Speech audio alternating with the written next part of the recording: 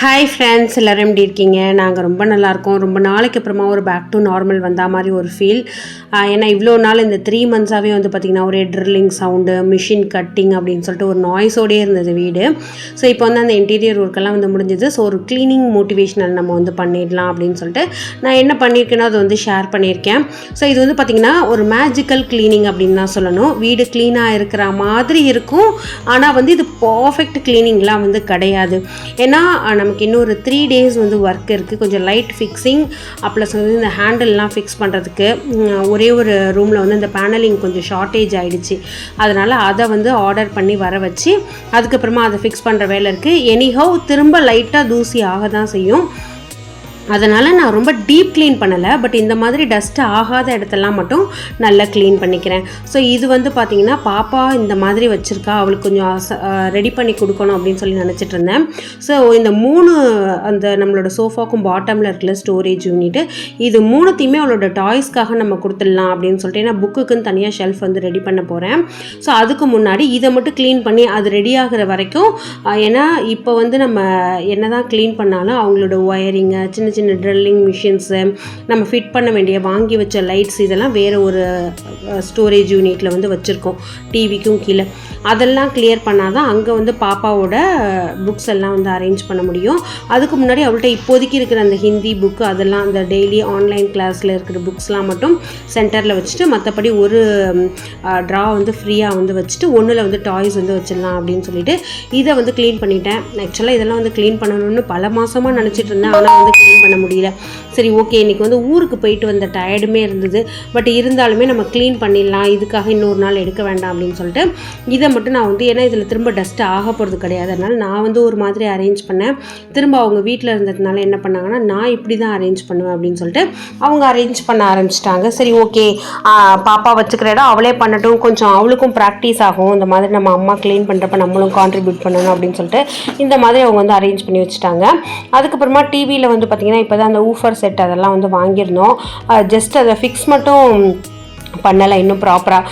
நம்ம வந்து ஆன் பண்ணி பார்ப்போம் எப்படி ஒர்க் ஆகுது அப்படின்னு சொல்லி. நம்ம கரெக்டாக ஒர்க் ஆனது அப்படின்னாக்கா நம்ம வந்து அதிலே சின்ன சின்ன ஸ்டாண்டு மாதிரிலாம் வந்து கொடுத்துருக்காங்க, ஹூக்ஸ் எல்லாம் கொடுத்துருக்காங்க. எங்கே மாட்டணுமோ அங்கே வந்து மாட்டிடலாம் அப்படின்னு சொல்லிட்டு இப்படி நவுத்தி வச்சு அப்படி நவுத்தி வச்சு ட்ரை பண்ணேன். கடைசியில் பழைய மாதிரியே வந்து வச்சுட்டேன்.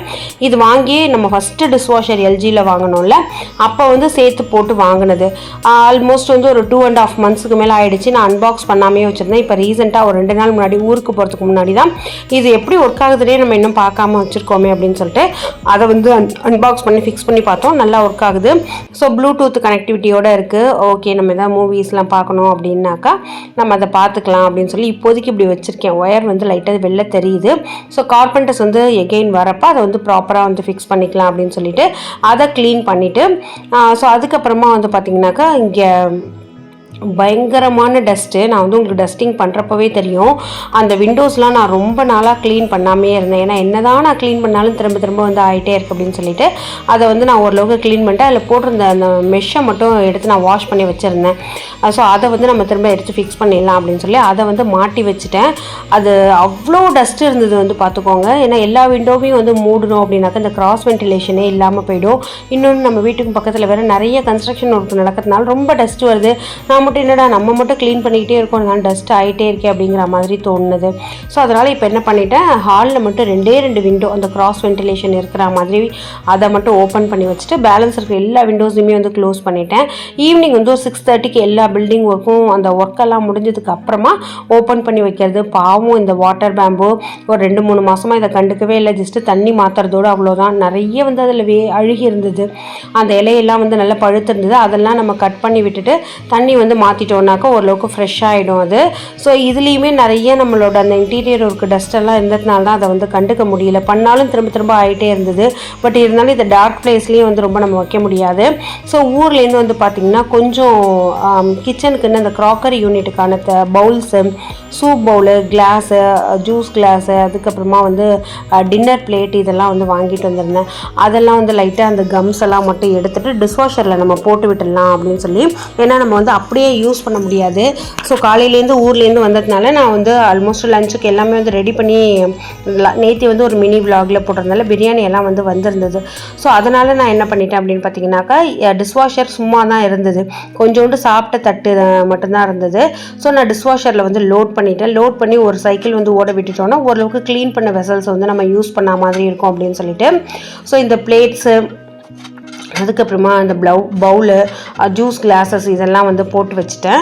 ஸோ நிறைய பேர் டிஷ்வாஷர் வந்து எப்படி இருக்குது யூஸ் பண்ணுறதுக்கு, டீ பாத்திரம், அடி பிடிச்ச பாத்திரம்லாம் நல்லா போகுதா அப்படின்னு சொல்லி கேட்டிருந்தீங்க. ஸோ இது வந்து பார்த்திங்கன்னா நான் ஒரு மாதமாக வந்து யூஸ் பண்ணிகிட்ருக்கேன். இப்போ மெய்டியுமே வந்து ஸ்டாப் பண்ணிட்டோம். நல்லா இருக்குது ஆக்சுவலாக வந்து. கண்டிப்பாக இந்த டிஷ்வாஷர் அப்படிங்கிறதுக்கு நம்ம வந்து ஒரு ரீல்ஸ் போட்டிருந்தோம், ப்ளஸ் வந்து ஷார்ட்ஸ் போட்டிருந்தோம். அதில் நிறைய பேர் நெகட்டிவிட்டி தான் ஸ்ப்ரெட் பண்ணியிருந்தாங்க. அவங்க எத்தனை டிஷ்வாஷர் யூஸ் பண்ணியிருக்காங்க அப்படிங்கிறது தெரியல.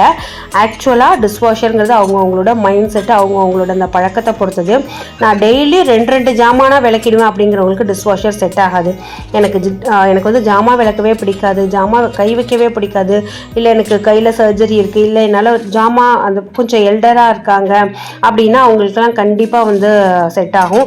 இன்னொன்று இதில் அடுக்கிறதுக்கு நான் கையாலே தேய்ச்சி போட்டுருவேனே அப்படின்னு சொல்லி நிறைய பேர் கமெண்ட் பண்ணியிருந்தாங்க. ஆக்சுவலாக இதில் என்ன ஒரு பெனிஃபிட்னா, நம்ம அடுக்கிறப்ப மட்டும் ப்ராப்பராக அடிக்கிட்டோம்னா நம்ம வந்து ஒரு ஜாமான் கூடையில் வந்து நம்ம அப்படியே நம்ம விளக்கி அடுக்குவோம்ல, அது திரும்ப எடுத்து நம்மளோட கேபினெட்டில் வந்து அரேஞ்ச் பண்ணுறப்போ ஒரு பெரிய கஷ்டமாக இருக்கும்ல, அந்த கஷ்டம் இதில் இருக்காது. ஸோ நம்ம வந்து அப்புறமா ஸ்பெண்ட் பண்ண போகிற டைத்தை இப்போயே வந்து ஸ்பெண்ட் பண்ணிவிடுவோம். ஸோ இது அப்படியே எடுத்து இதை காய வைக்கணும்னு அவசியம் இல்லை. இதில் தண்ணி இருக்காது, நல்லா ட்ரை பண்ணிட்டு தான் வந்து உங்களுக்கு வெளியில் வரும். அப்படியே எடுத்து எங்கெங்கே ஸ்டோர் பண்ணணுமோ அங்கே வந்து வச்சிடலாம். ஸோ நான் வந்து பார்த்திங்கன்னா ஊருக்கு எடுத்துகிட்டு போன வாட்டர் பாட்டில் இது எல்லாத்தையுமே வந்து இதிலே லோட் பண்ணிவிட்டு ஒரு நார்மல் சைக்கிள் வந்து போட்டு விட்டுட்டேன். ஸோ இதை பற்றின ரிவ்யூ நான் இன்னும் கொஞ்சம் நல்லா யூஸ் பண்ணிவிட்டு உங்களுக்கு வந்து கண்டிப்பாக ஷேர் பண்ணுறேன். ஸோ இது வந்து ரீசெண்டாக இப்போ நம்மளோட கிச்சனில் வந்து அப்டேட் பண்ண ஒரு கேபினெட் தான். ஸோ டிஷ்வாஷருக்கு மேலே வந்து ஒரு எம்டி ஸ்பேஸ் இருந்தது இல்லை, அங்கே வந்து நம்ம மைக்ரோவேவ் வச்சுருந்தோம். அந்த மைக்ரோவேவ் இப்போ கிச்சன் கவுண்டர் டாப்புக்கு மாற்றினதுனால இந்த இடத்துல இந்த மாதிரி பண்ணிக்கலாம். நம்ம க்ராக்கரி யூனிட்டுக்கு ஈஸியாக எடுக்கிறது. யாராவது வந்தால் ஜூஸ் கிளாஸஸ்லாம் நான் கொஞ்சம் நகுந்து போய் கவுண்டர் டாப்பை சுற்றிட்டு போய் எடுக்கிற மாதிரி இருந்துச்சு. அதனால் அந்த திங்ஸ் எல்லாம் இங்கே வந்து அரேஞ்ச் பண்ணிடலாம் அப்படின்னு சொல்லி அதெல்லாம் வந்து இங்கே பண்ணிட்டேன். ப்ளஸ் வந்து நம்ம டிஷ்வாஷருமே வந்து வாஷ் பண்ணி முடிச்சிடுச்சு. ஸோ அந்த ஐட்டம்ஸ் எல்லாத்தையுமே வந்து திரும்ப இதில் லோட் பண்ணி வச்சிடலாம் அப்படின்னு சொல்லிட்டு அதையும் இதில் வந்து லோட் பண்ணிவிட்டு க்ளோஸ் பண்ணியாச்சு. ஸோ கிச்சன் வந்து டீப் கிளீனிங் நாளைக்கு தான் பண்ண போகிறேன். ஸோ இப்போதைக்கு நான் ஊருக்கு போயிட்டு வந்ததுக்கப்புறமா ரொம்ப மோசமாக இருந்ததை வந்து பண்ணி முடிச்சிடலாம் அப்படின்னு சொல்லிட்டு இப்போ இது வந்து ரீசெண்டாக நம்மளே வந்து ஒரு விக்கர் பேஸ்கெட் மாதிரி நம்மளோட கார்பெண்டர் கிட்ட செய்ய சொல்லி கேட்டிருந்தோம். ஏன்னா விக்கர் பேஸ்கெட் 3 ரேக் நான் வந்து கேட்டிருந்தேன். அந்த 3 ரேக்கும் 12,000 கிட்ட வந்து வருது. உங்களுக்கு பிவிசியில் போனால் 12,000 10,000 அந்த மாதிரி வருது. நமக்கு உட்டனில் போகணுன்னாலே ஒரு 7,000 கிட்ட வருது. ஸோ அதுக்கு நம்மக்கிட்ட நம்ம என்ன மெட்டீரியல் வந்து செய்கிறோமோ அதிலே வந்து ஒரு நல்ல ஒரு வென்டிலேஷனோட இந்த மாதிரி விக்கர் பேஸ்கெட் வந்து செஞ்சுக்கலாம் அப்படின்னு சொல்லி அதை வந்து நம்மளோட கிச்சனில் வந்து ஃபிக்ஸ் பண்ணியாச்சு. நிறைய தேங்காய், ஒரு 3 கிலோ வெங்காயம் போட முடியுது, ஒரு 10 தேங்காய் வைக்க முடியுது, 1 கிலோ பூண்டு, 1 கிலோ வெங்காயம், இந்த மாதிரி நிறைய வந்து ஸ்டோர் பண்ண முடியுது. இது இப்போ நம்ம ரீசெண்டாக வாங்கின கர்டைன். நம்ம வந்து டபுள் ராட் வந்து போட்டிருந்தோம். இப்போதைக்கு நான் ஜஸ்ட்டு செக் பண்ணி பார்த்தேன், ஓகே எப்படி ப்ளீட்ஸ் எல்லாம் கரெக்டாக வருது அப்படின்னு சொல்லிட்டு. இந்த 3 ஃபீட் விண்டோவுக்கு வந்து நான் வாங்கின 2 கர்டைனே வந்து கரெக்டாக வந்தது. பட் 5 ஃபீட்டுக்கு வந்து அந்தளவுக்கு ப்ளீட்ஸ் வந்து வரலை. இன்னொன்று வந்து வாங்கி அட்டாச் பண்ணணும்னு சொல்லி நினைக்கிறேன். ஸோ இது வந்து ஷேர் கர்டைன், அதாவது பேக் சைடில் வந்து டிரான்ஸ்பரண்ட்டாக இருக்கும்ல, அந்த ஒரு கர்டைனுமே வந்து போடணும். ஆனால் கர்டைன்ஸோட பட்ஜெட்லாம் ரொம்ப அதிகமாக வருது. ஜஸ்ட்டு நம்ம டெஸ்ட் பண்ணிக்கலாம் எப்படி இருக்குது லுக் வைஸ் அப்படின்னு சொல்லி பார்த்துட்டு மற்றதெல்லாம் நம்ம வந்து பை பண்ணிக்கலாம் அப்படின்னு சொல்லி நினச்சேன். இதில் இன்னொரு கர்டைன் போட்டோம்னா ப்ளீட்ஸ் வந்து நல்லா அழகாக வரும் அப்படின்னு சொல்லி தெரிஞ்சுது. ஸோ இப்போ எண்டில் வந்து பார்த்திங்கன்னா நம்மளோட ஸோ ஓரளவுக்கு டீசெண்டாக இருக்குது. ஆனால் பார்க்குறவங்களுக்கு சூப்பராக க்ளீனாக வச்சுருக்காங்களே அப்படின்னு சொல்லி தோணும். இதான் வந்து ஒரு மேஜிக்கல் க்ளீனிங்.